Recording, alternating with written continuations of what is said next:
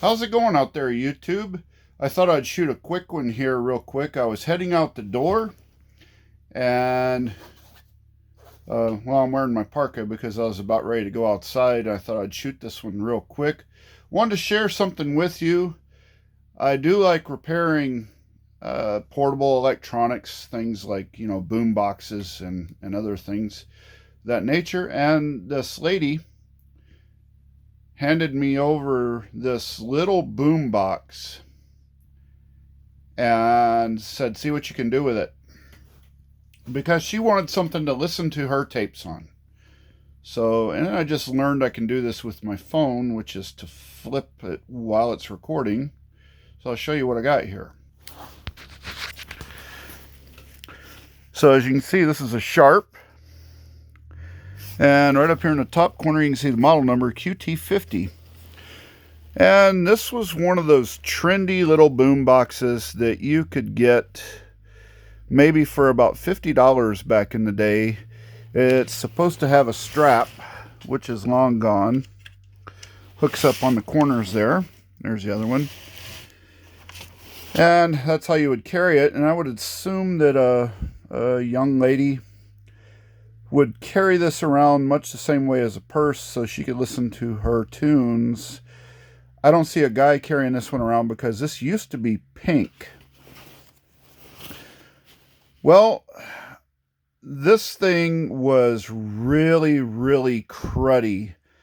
You could tell right here from the burn of this plastic where it is gray and now it's brown. So the other thing is the tip of the antennas broke off, but it still works. And I bet myself, this thing had dirt on it. It was cruddy. It smelled bad. And I was looking at it. Well, it says Sharp on there. And Sharp was known for making kind of cheap stuff. Although they were known for making reliable stuff. And I was thinking, God, I bet I plug this thing in and it'll probably play a tape right away. And I had a couple of tapes that I didn't feel sorry if it chewed it up and spit it out. So I thought, what the heck? So I turned it on and the radio worked, but you could barely hear it. So I thought, well, okay, that's something. So I turned it off and put a tape in there. And this one has the soft eject mechanism. The really soft mechanism. Wait for it, wait for it, wait for it. Okay, I think you can get it in there now. But it's not automatic close. Of course, it's not plugged in anyway, but you have to close it manually. Put a tape in there, and it played. It rewound, it fast forward, but the pause didn't work. You could hold the pause button down. Oh, sure, now it's... I thought I fixed it. Oh, there it goes. There we go. Well, that mechanism is a little... I had to find a screw. There was this little doodad inside there that had fallen off, and the screw went missing. So I tried to fix it. It works sometimes. But the tape player works. That's all this lady wanted. And I took it all apart and I threw the covers, including the tape door, into just soapy water and let it get a good soak, and cleaned everything up with a toothbrush. Put some deoxit in these controls here. I've got a needle oiler, or precision oiler, I guess you could call it, where you can get into those tight spots, and I kind of did the capstans and the take-up reels, or whatever you want to call those, in a cassette tape. And, just made sure that everything was well oiled. I put a little grease here or there where it was necessary. and put it all back together, and now it actually sounds decent. I demonstrate it to you, but everything that I have is going to give me a copyright strike. You know, I can't just tune into a radio station, which nobody cares about listening to the radio. The thing was to get the cassette working, and you'll just have to take my word for it that I did. And I thought, well, I wonder what these things are worth on eBay. Now, some of you out there that subscribe to a certain TV show probably already know what this is, because the title of that TV show, Stranger Things, came up on everything where I put in Sharp QT50.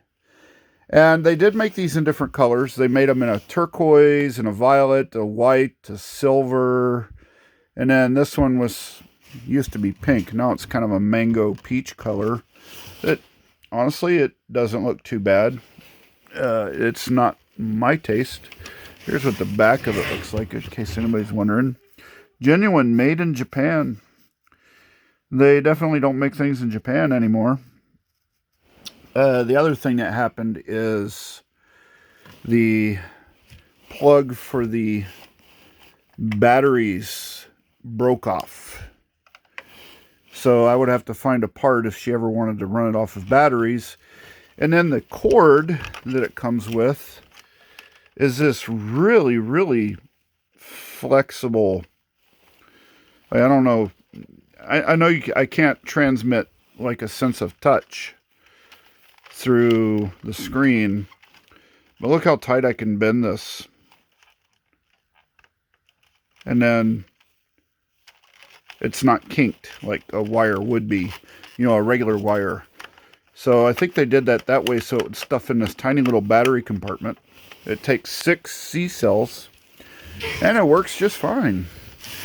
Oh, and the prices these things are going for, if they're in mint condition with the strap and they're not all burned up, about $200. So this is probably something you might find in a thrift store. Keep an eye out for them.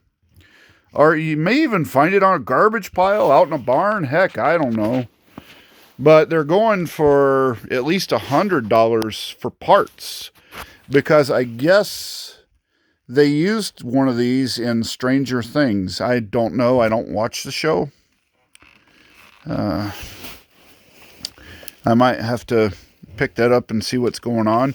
There was even one of these brand new in the box for $1,200 at the time of the recording of this. So I'm going to grab this and go outside, show you what else I've been up to. You can look at my messy house for a second.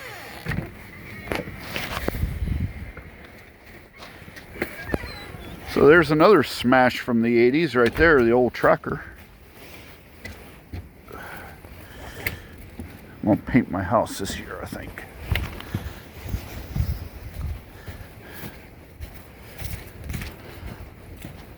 I'm going to put this in the old red truck. Go take that to that lady.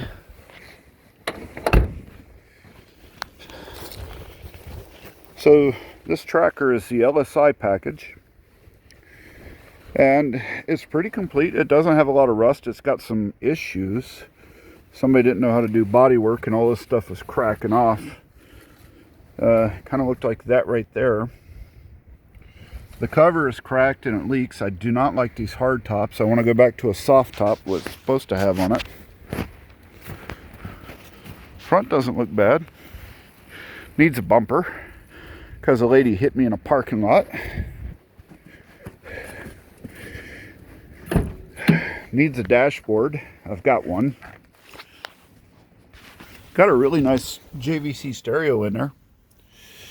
It's an automatic, which I don't care for. I've got some electrical wrangling that I got to take care of.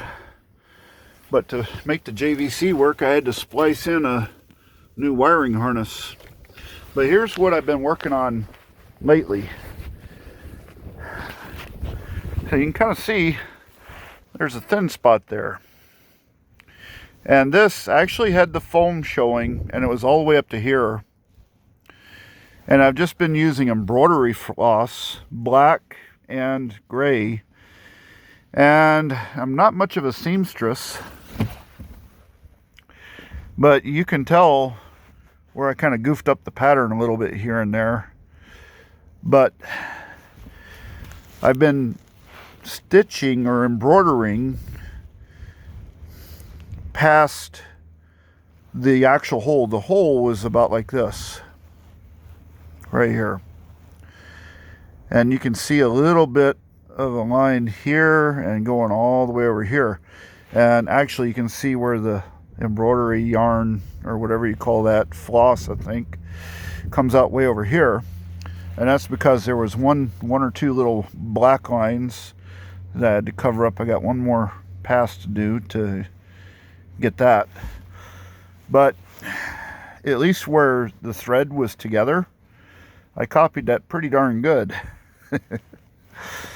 But where I didn't have thread and I had a hole, I didn't do so good. So I think you can call this darning, where you got to fill in a hole with just thread. So if I was a little better at it, what I might be able to do is go back and embroider it again and straighten these lines out a little bit. I don't know. I'll wait until I get there. I might just throw some seat covers over that just to protect these. But you can see how these are the LSI seats, and they have this special striped pattern. They're on the back seats too, which those are folded up, but you can see the little corner right there. The inside of this whole little Jeep truck thing is not in bad shape, except for some cosmetic work that needs to be done. But this is what I got for you. This is what I've been working on. Yeah, the back isn't in that bad a shape either. Even got the Tracker 4x4 original tire cover on. Oops, showed my gave away my tag number, which, well, everybody says that's public information anyway. I don't really like the hard top. That's what that board is for, so I can hold this thing up. So I'm never putting anything in there. But yeah, this thing is leaking, and it's actually damaged that interior panel there. Hopefully it hasn't damaged the new speakers that I put in there. But this is what I've been working on, is filling in that hole in the seat. So to all my subscribers, thank you. I appreciate your supporting my channel just by subscribing, and hope you give the video a like if you like. Oh, I gotta get new door rubber there. She's come off there. Well, the whole thing needs a paint job, and that gets replaced anyway. So definitely going to keep it the blue though. And I'll sell it, you know, if somebody sees this and they're interested, make me an offer that I can't refuse, because I kind of like driving this thing around a little bit. This is very restorable. There's nothing mechanically wrong with it. The four-wheel drive works in it. The low range works in it. All the gears work in it, although the transmission gets stuck when it's cold, like on a day like today where it's about 20 degrees. So it wants to sit there in first gear and go way up in the RPMs before it finally shifts. So I got some Transfix I'm going to try to run in there. Some Lucas, see if that does anything. If not, I'll take her to the trans shop and have them bet it's a modulator valve. So anyway, back around and sign off and say thanks for watching and have a good day.